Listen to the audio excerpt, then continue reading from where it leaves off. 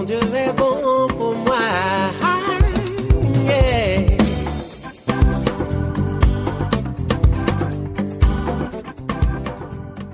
Les assemblées de Dieu du Bénin, je crois que les premiers missionnaires sont arrivés en 1945 et ont commencé l'œuvre.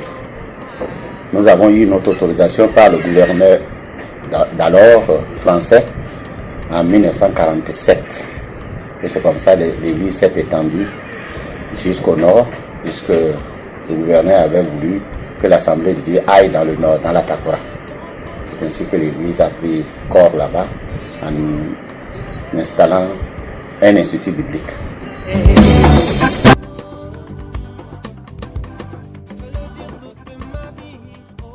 Tengu, Kwande, Bukumbe et Tangueta.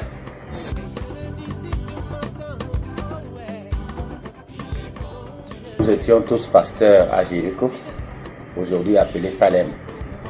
Et le pasteur Khalifa et moi avions le désir de travailler vers Calavi. Mais il n'y avait pas la possibilité. Un jour, un missionnaire est arrivé vivre dans la résidence missionnaire américaine du nom de Jones Odell. Et nous avons vu qu'il fallait vraiment commencer une œuvre ici. Et comme il y avait un pasteur qui travaillait avec lui, ils ont commencé à témoigner tout autour d'eux. N'étant pas entièrement consacré à l'œuvre, ils m'ont fait appel. Et quand je suis arrivé, j'ai commencé donc l'église au sein d'un dortoir où les étudiants vivaient. Et par là, nous avons pu donc commencer cette église des assemblées de Dieu du Temple universitaire. Ça date de 85, juin 85. Je venais déjà au sein d'un dortoir où j'enseignais l'école du MAS. On a commencé comme une classe de l'école du MAS et les étudiants assistaient. Donc j'ai commencé par là et jusqu'à ce que nous évoluions dans la cour du missionnaire Odell. Et après nous sommes venus là-haut, la salle où nous sommes actuellement, qui était un petit magasin. C'est là où nous étions, les années 1985. Comme nous avons commencé, nous avons trouvé que nous étions à proximité de l'université. Nous avons donc pensé influencer positivement l'université, puisque nous savons que c'est un grand carrefour. Et nous avons donc dit que l'Église pourra toucher cette université puisqu'elle est à côté. Dès sa création, nous avons visé les étudiants, puisque c'est le milieu où les étudiants vivent et ils viennent de toutes parts. Nous avons donc visé les étudiants et après nous avons aussi pensé à la population qui vivait ici. C'est comme ça donc l'église a pris le nom du temple universitaire parce que c'était vraiment un milieu universitaire, un milieu estudiantin.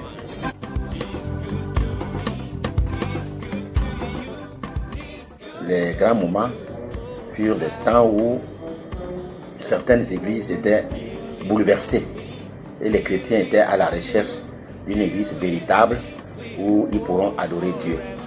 Certains qui voulaient la vérité sont restés. Certains jeunes même parmi eux sont devenus des pasteurs après avoir été convertis chez nous. Et aussi le milieu, on sentait que le milieu avait réellement réclamé une église. Parce que les étudiants qui quittaient l'intérieur du pays et qui étaient déjà chrétiens voulaient une église à côté ici. Donc c'est ainsi que notre église était la bienvenue.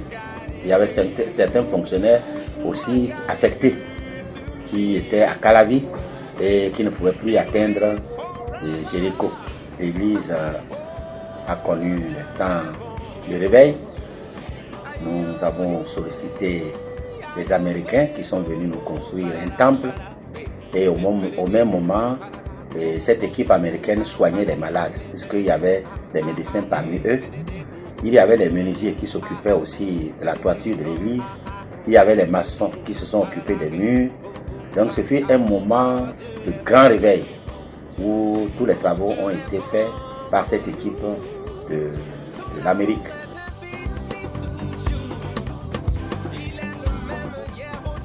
Moi j'étais à Jéricho comme pasteur adjoint.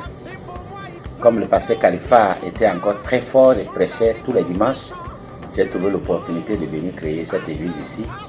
Et après cela, le siège devait être transféré de Nati Tengu à Cotonou. et le président d'alors, le pasteur Charles Nawa, est arrivé ici au sud. C'est là où donc j'ai fait passation de service avec le président. Il a été donc pasteur du temple universitaire. Après lui, le pasteur Oru Jérémie est venu comme pasteur, et après le pasteur Oru, donc c'est mon tour. Mais avec beaucoup d'adjoints, comme Festus, comme Sogi Gossou, comme Bernard et Chabi Jacques, et bien d'autres personnes qui travaillaient aux côtés de ces pasteurs principaux.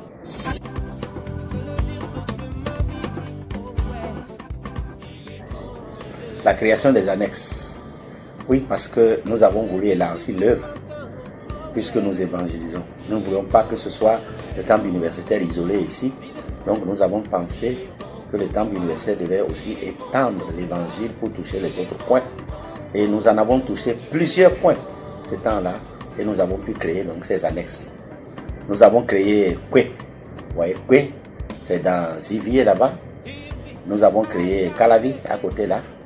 Nous avons créé Goudoume, Wome, et les églises qui sont tout proches de nous, telles que Diadio. Alegleta, c'est nous qui avons créé Alegleta également, et Sowadje, et Sédomé, tout à côté de nous ici. Après avoir créé ces églises, elles aussi sont devenues les mères, elles ont créé beaucoup d'autres.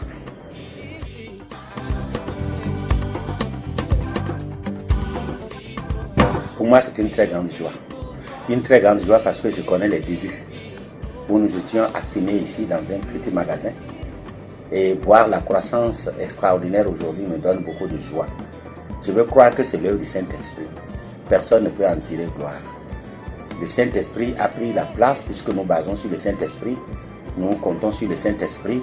Nous avons toujours prêché les messages selon ce que le Saint-Esprit nous donne. Et aujourd'hui, je suis dans la joie de voir que plus de 3000 personnes assistent ici. Et je suis aussi content de voir beaucoup de convertis au niveau des professeurs d'université qui sont avec nous. Il faut vous dire que ça me donne beaucoup de joie. Je suis vraiment heureux. Je pense que nous ne voulons pas nous limiter là. Nous voulons aller encore plus, puisqu'il reste beaucoup à faire.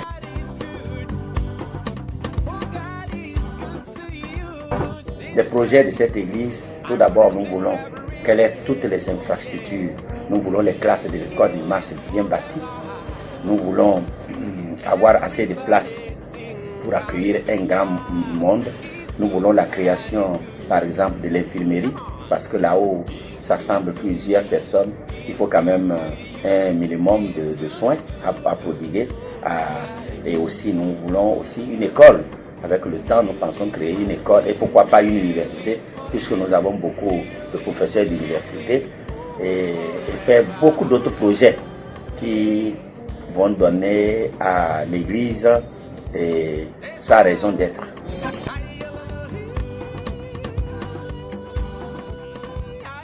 Mon message à l'endroit de ceux qui n'ont pas reçu Jésus-Christ comme leur sauveur personnel, c'est de les inviter à le recevoir.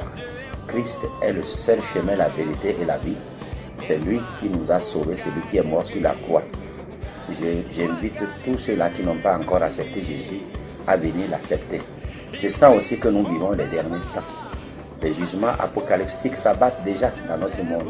On sent que ce que Jésus avait dit, que dès qu'il sera proche, il y aura beaucoup d'événements. Je crois que en regardant tout cela, mon message est très pressant, mon appel est pressant, c'est que chacun puisse vraiment recevoir Jésus-Christ. Quant à ceux qui sont sauvés, je souhaite qu'ils demeurent fermes dans la foi, qu'ils progressent et que quand la trompette sonnera, tous nous partions à la rencontre de Jésus.